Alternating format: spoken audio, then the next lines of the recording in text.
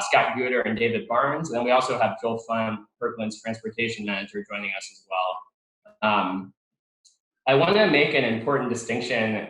Tonight is really about what happens around the bus rapid transit station that's planned for completion in 2025. It's not about the station itself.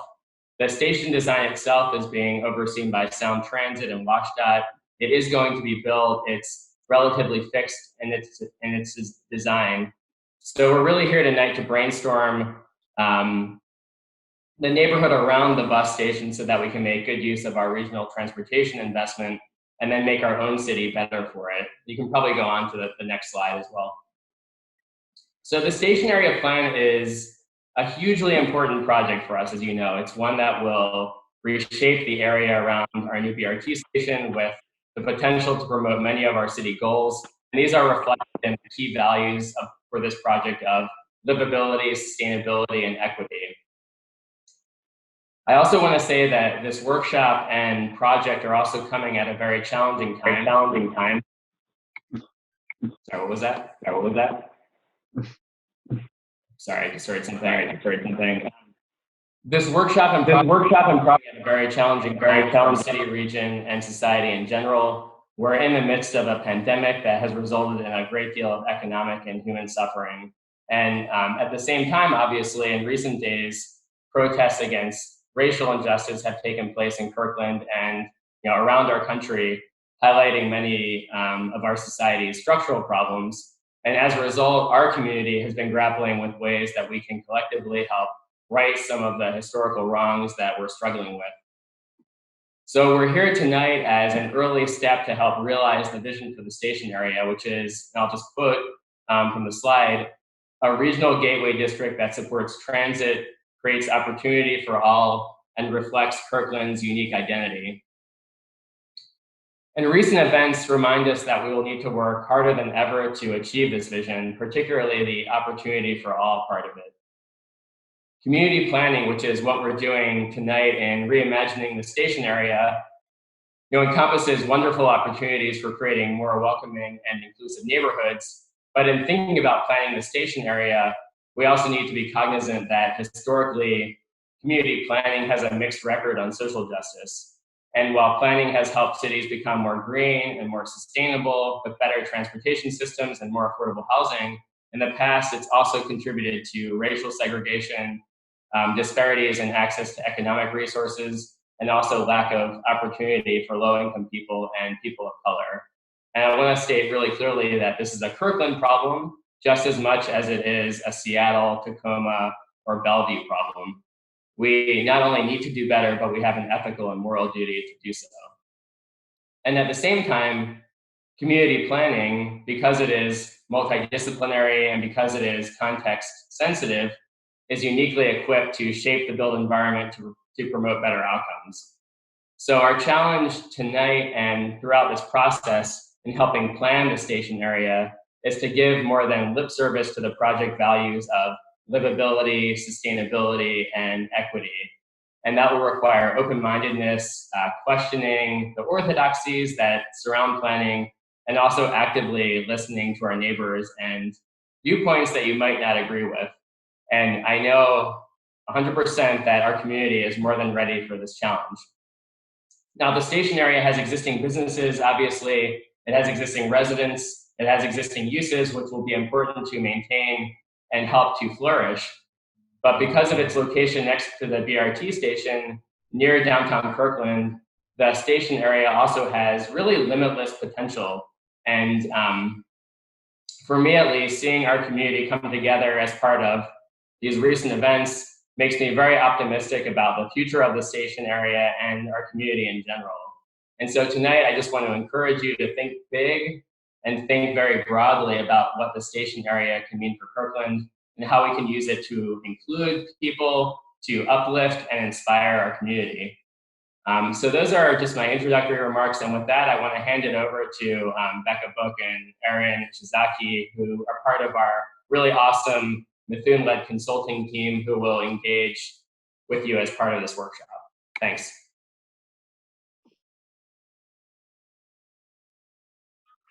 Hi, everyone. My name is Becca Book. I'm an urban designer at Methuen.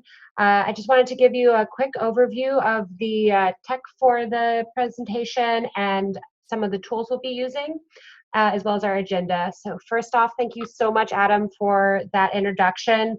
We're really excited to be working with City of Kirkland to meet all those goals. I'm going to review some tools, as I said, and then we've got Brad Barnett from Methuen, who's going to be going over our initial concepts. We're still in the really early phases of this project, so your input will help shape the direction it goes into. And then we're going to break everyone out into Zoom breakout rooms. If you haven't used that technology before, I'll go over it quickly, and that will allow us to have more small group discussions and hear more about your needs and vision for these neighborhoods. And then we'll come back together quickly to hear what everyone discussed in their small groups. There's also other ways that we'll be collecting your feedback at this stage. So if you'd like to stay around until 8 p.m., we'll have some of the team members here to show you how our online survey works and point you towards some other resources you have to engage at this point. I think this statement from the Kirkland Comp Plan really inspired us and guides our work as we move forward. And I think it's very relevant at this point in time, as Adam mentioned. Civic engagement, innovation, and diversity are highly valued. We are respectful, fair, and inclusive. So that carries through to how we want to run our workshop today. We want to hear everyone's viewpoint, and to help us do that, one person should speak at a time and respect the views of others. Again, there's lots of ways to submit your concerns and have your viewpoints heard to the city, both tonight and online individually. But we appreciate everyone listening to the different views of their community members as we have conversations later tonight. And our facilitators are able to mute you or ask you to leave the room if people are not abiding by those workshop rules, which we don't intend to do to anyone, but just a heads up. So just looking at I feel like everyone spent a lot of time on Zoom lately, but we wanted to review the tools super quickly.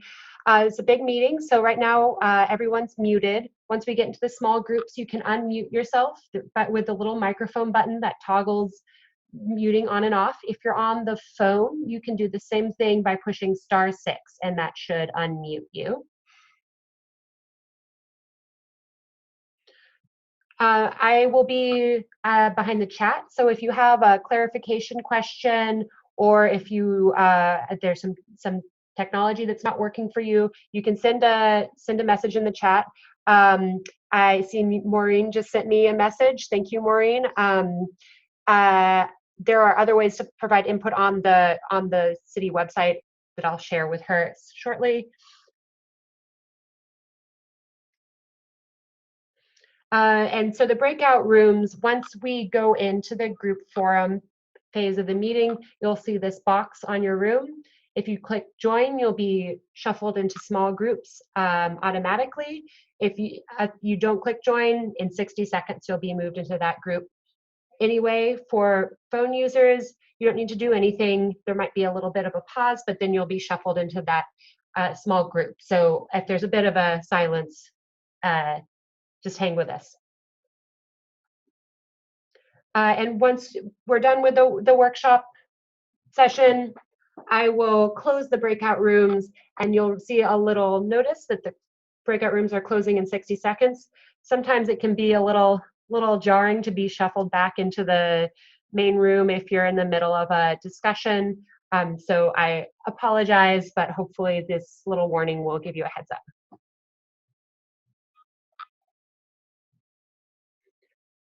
Great, and so we're, as I mentioned, still pretty early in the planning process. There'll be lots of different ways to engage as we develop our ideas further. We've completed an opportunities and challenges report, which is accessible on the city website in the winter and spring. Now we're going into developing the concepts and alternatives. Those will be, we'll have several different alternatives that we're going to analyze, along with some traffic experts and sustainability experts. We've got a pretty big team helping us out with that portion. And once we've decided what those alternatives will be, we'll come back to you with a more fully formed idea of what the station area could be in later this summer, and in late fall, early winter, we'll be presenting the findings of our alternatives analysis.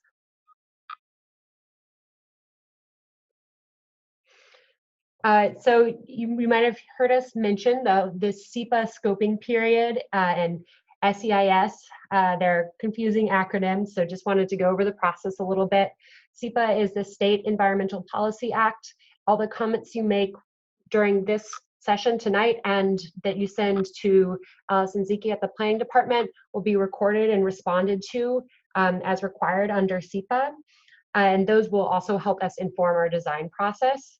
We'll then go and prepare a draft environmental impact statement. And then you'll have another opportunity to comment to that under the environmental review process, and we'll respond to each of those comments. And then we'll come up with a planned action ordinance, and that's what defines the actual development that we're going to be doing. And it also requires us at that point to talk about whatever environmental impacts there might be from our plan and how we're planning to mitigate them. And once that has been approved, we can start talking about building permits with different developers, and we can then actually start realizing the benefits of this plan.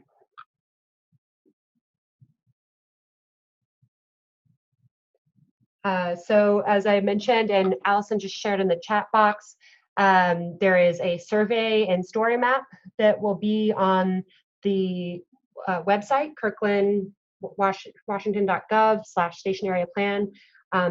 Our colleagues at Burke prepared a really neat map that you can zoom around and see some of our preliminary concepts, and there's a survey, and you can also just fill out your general comments there, or you can email or call Allison.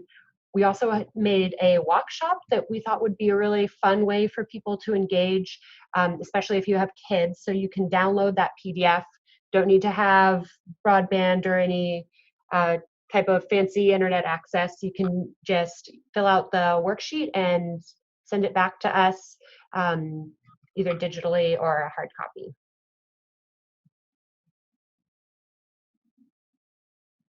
Okay, with that, I'll hand it over to my colleagues at Mithun.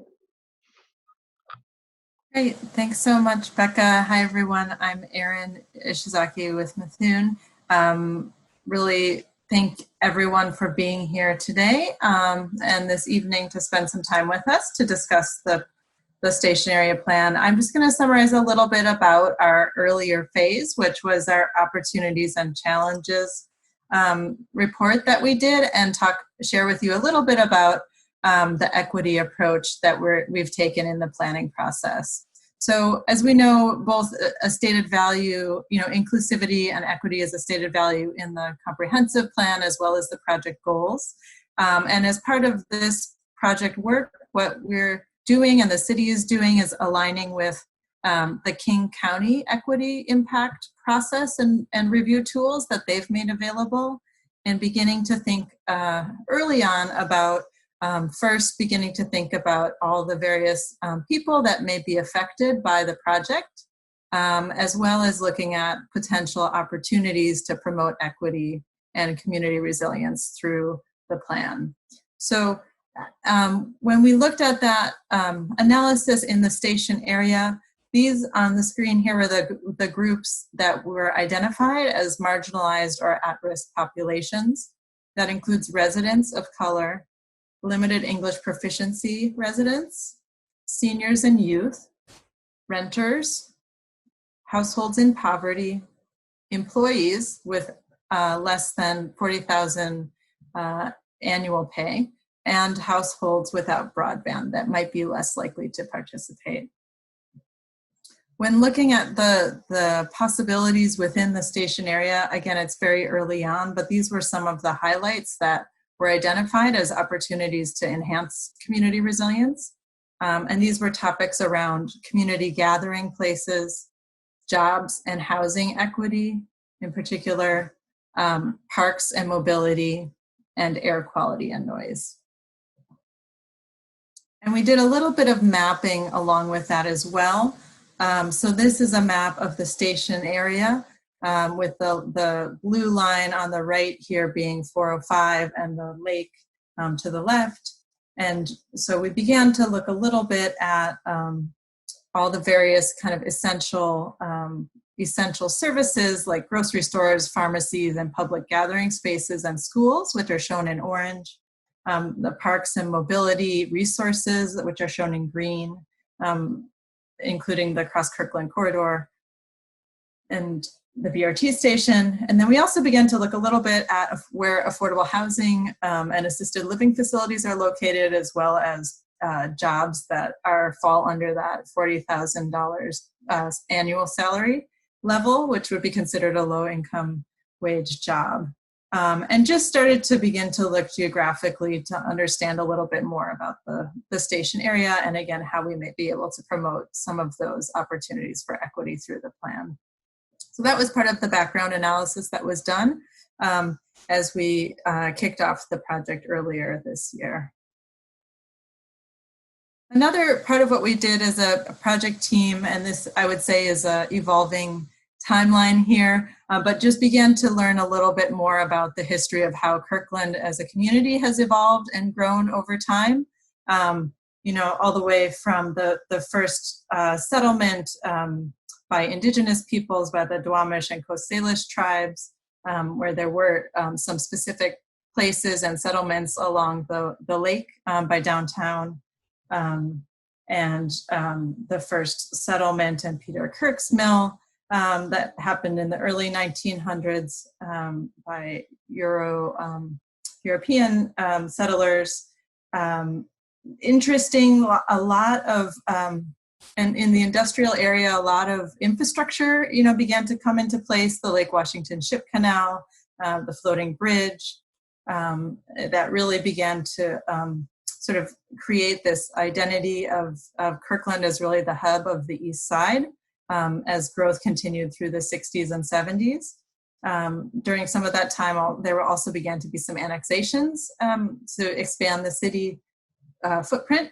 And then this sort of more recent era that we've called innovation economy and mobility investment, and really these kind of bursts of significant headquarters with Costco and with some of the tech companies, as well as Google and Intrix beginning to open, and most recently, you know, the Cross Kirkland Corridor, and soon to be the BRT station and additional connectivity regionally. So it's an exciting time for sure in the evolution of the community, and this continues to be sort of a ongoing study to help understand more about the community. We hope that through this workshop tonight, we can also hear from you all about your what you think makes the community special, and your memories or your hopes in terms of community identity as well. And with that, I'm going to turn it over to Brad, who will tell you a little bit more about some of that early analysis. Great, thanks, Erin. Good evening, everybody. Thank you so much for joining tonight. As Erin mentioned, we released an Opportunities and Challenges report earlier this year. If you haven't had a chance to review it, it's available on the project website, and it's a very good overview of where the station area is today and what some of the opportunities and, as you might imagine, challenges are facing the station area, and really sets up a lot of the ideas you'll hear about tonight. Excuse me. One of the big findings, I'll go through a few of those findings now and then move into some of the initial concepts for tonight's discussion. One of the major findings, of course, is just that the station area sits at a very interesting place within Kirkland. We know Kirkland has several important economic anchors, from Totem Lake, the existing Rose Hill Business District in our study area, then Town Kirkland and other areas. And so one of the key themes that we've found so far is just the importance of thinking about how this station area will complement and fit within this larger ecosystem that Kirkland provides in terms of economic and destinations. Looking at the recent development that's been happening in the study area, We released a market study earlier this year as well, and what it told us was a number of things, all of which generally correspond to a strong market in both office and multifamily residential growth. There hasn't been a lot of growth happening within the study area yet, but we've seen just outside it several large office and commercial developments from Google's presence as well as Kirkland Urban. And we're starting to see signs of larger development happening within the study area, such as the Rose Hill Mixed Use Project at 120th and 85th. So we see a lot of opportunity to take advantage of this growth and think about what it can mean to encourage the transit investments that are coming to this area as well.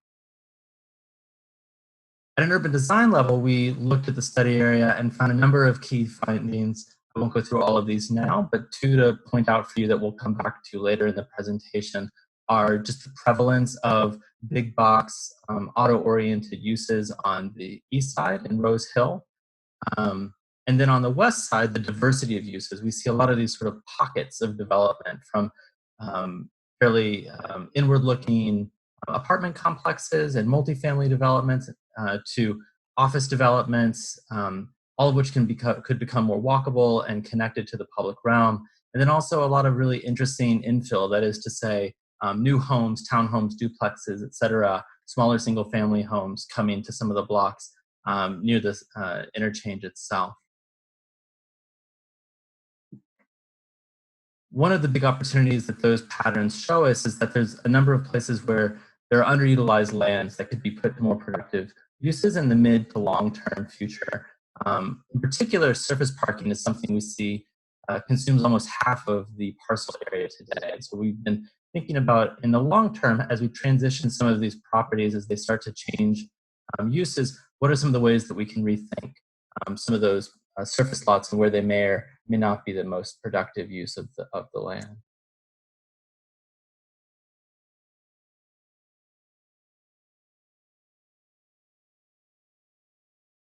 We've also been looking at access to important civic amenities like open space. Kirkland is well known throughout the region for the quality of its parks, from the lakefront to Peter Kirk Park to neighborhood parks. And this is a diagram that looks at 10-minute walk sheds. That is how far you can walk in 10 minutes to get to a park. What we can see is that there are certainly parts of the study area that lack access to these acre or larger parks. But also there are opportunities to create more diversity so that there are more amenities within the study area regarding parks and open space access.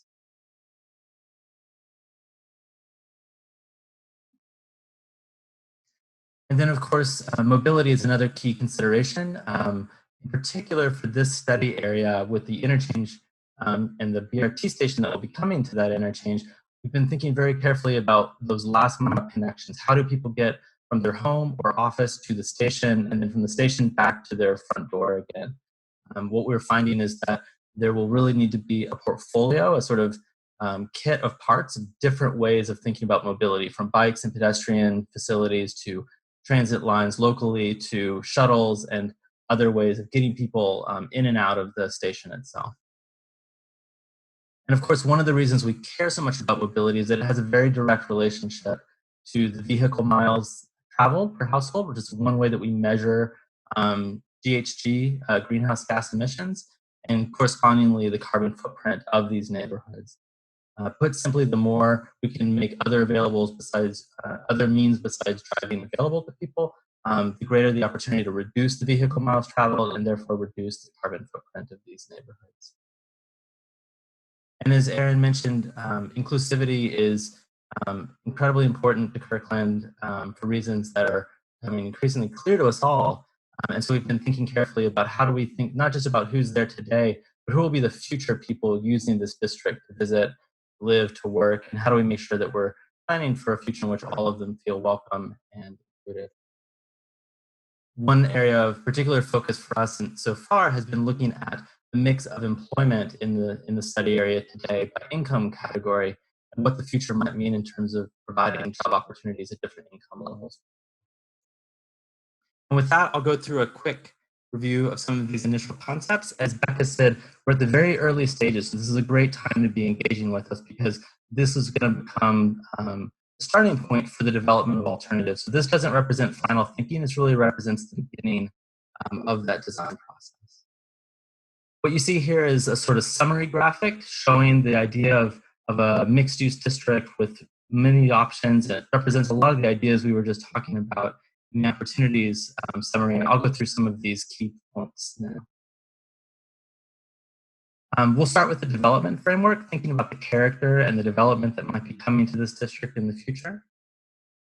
Starting in Rose Hill, we see a lot of opportunity for this area to become more walkable and more mixed use, particularly in the areas that are already commercial portions of the business district today.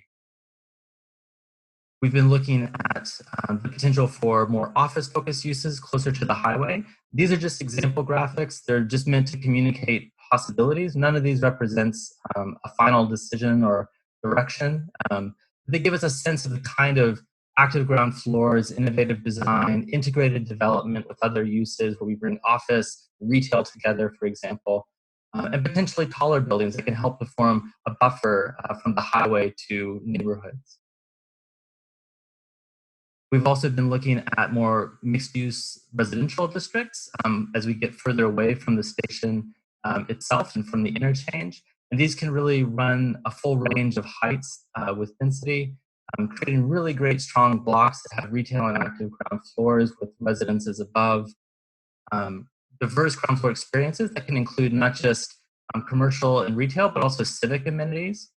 And then finally, residential edges as we transition into established residential areas to create contextually appropriate ground floors there. We also know that people need a lot more than just places to live and to work. And so we're really interested to gather your ideas for both locations and kinds of community places and signature uses that might help draw both current residents and visitors as well as future residents, employees, and visitors to the area, whether it's new parks and open space, new innovative ways of mixing community facilities like libraries with new housing choices, community gardens, schools, other things. We're really excited to get your ideas about what this district really needs. And then the areas that you can see in the bottom right are some areas that we think are good candidates for what we're calling incremental infill, smaller footprint townhomes, duplexes, other kinds of smaller residential uses that can help gently increase the density of people and the number of people within walking distance to the station itself in the future. We also know that there are other uses in the study area today, such as Northkirk's industrial manufacturing area. And we see a lot of opportunity to really capitalize on these places as gateways to the community by encouraging uses that are both community neighborhood scaled, but also preserve the industrial character of those areas today. So we're really interested to get your thoughts on the ideas like small business spaces, maker spaces, light industrial, potentially multi-story small business, flex office spaces, and a range of other opportunities for this area. Layering on top of those development concepts is an environmental framework that really takes seriously the existing conditions and opportunities for this part of Kirkland. We mentioned before the idea of a more mixed-use character for the Rose Hill Business District. One way we could help to achieve that is with a network of green streets. This would be a way of helping to create connections through some of the large blocks that are there today. And these could be vehicular or they could be bike and pedestrian only. But in any case, they provide greater tree canopy, the ability to handle stormwater on site, and to create easier access for people to walk and bike and take transit. Complementing that network of smaller green streets is a concept for a north-south retail street at 120th. This would be what we're calling a blue street. And we call it a blue street because in addition to a wider streetscape and a more active public realm, we can use that new streetscape to capture and store stormwater to treat it or hold it before it goes into Forbes Lake, which is, of course, a really critical environmental feature in the study area.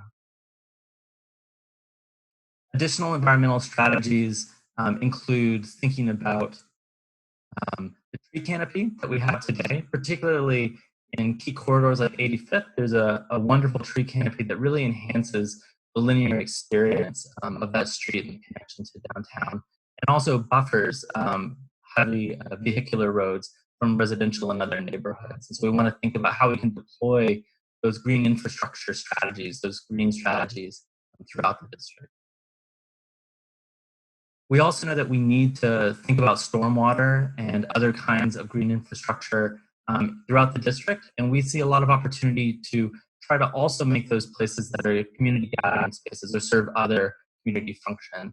One example of that would be within the interchange itself, which is of course not our primary scope of work for the station area planning team. There are opportunities to potentially combine stormwater needs like ponds with strategies like you see here to create gathering places. On the mobility side, we mentioned before the importance of last mile connections and the need for a network of strategies to get people where they need to go within the station area. We know that there's going to be a very strong transit investment, not just the BRT station, but also the Rapid Ride K line, which will be going along 85th in this part of the study area, supported by local bus routes as well. One key idea that we've been thinking about, we know has been discussed in previous initiatives, is the idea of a shuttle service. We are looking into the possibility of an initial pilot phase to test demand for that shuttle by offering discounted ride-sharing services to and from the station itself, and then figuring out an appropriate alignment and route for future connections to downtown Kirkland, as well as potentially other important activity centers. Cycling and walking are going to be key for this district, and we are working very closely with the City of Kirkland's active transportation plan to coordinate. Two key issues that we're looking at already have been how to make east-west connections through the BRT interchange itself, but also the pedestrian bridge at 80th and the potential bridge at 90th. And then, of course, looking at north-south connections like Blue Street at 120th as opportunities to create win-win strategies that increase environmental protection, but also create better places to walk and bike. We know that parking is going to be a really important issue for the success of this district. And so we're looking at a number of strategies to try to address parking needs, both for the interchange itself, as well as to protect and prevent the kind of parking that we may not want to see as part of the spillover effects of having a station here. So we've been investigating shared and reduced parking ratios to make it easier to develop mixed-use projects in the commercial area of Rose Hill, and potentially even a district parking facility to make that possible. We're also looking into the idea of zoned or permit parking in residential neighborhoods to prevent what we sometimes call hide and ride parking, where people park in residential streets in order to access the BRT station itself. So we'd love to talk more about that tonight. Taken together, we think this is a really great starting point, and we're really excited to dig into it with you more tonight. And with that, I'll turn it back over to Becca or Erin.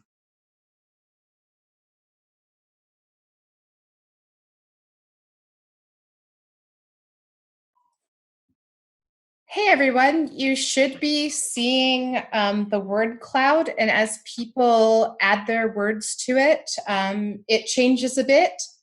So please continue to, if you haven't already added your ideas, please continue to add them. And we'll take, once everyone's back together, we'll take a bigger look at it. Thanks a lot.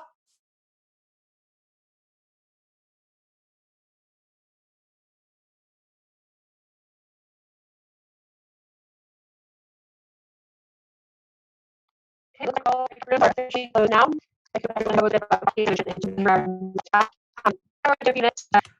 Go around and to ask the facilitators some of the things they discussed and get an idea about what the larger group was talking about. Erica, would you like to start? I knew you were going to ask me first. Okay. So some of the things that we talked about was about how do we ensure that as growth happens, it happens in a way that preserves the things that people love about the community and also minimizes impacts. Some of the things that people found unique were walkability, visual access to the waterfront, the diversity of businesses in the area. They wanted to make sure that as the plan developed and in the future, there'd be a continued growth of local businesses and job opportunities. They wanted alternatives for transportation like biking, walking, and mass transit to reduce congestion. It was also important that the plan emphasized safety, lighting, public services.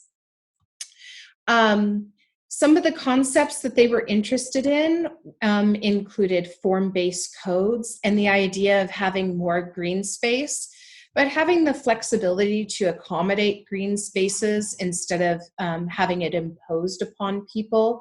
And they really had some questions about how the Blue Street concept would work, or how it would be used. And also paying attention to make sure that what exists in the community can continue to thrive, and really celebrating the existing diversity of homes and businesses that are there now and keeping Kirkland a desirable place to live.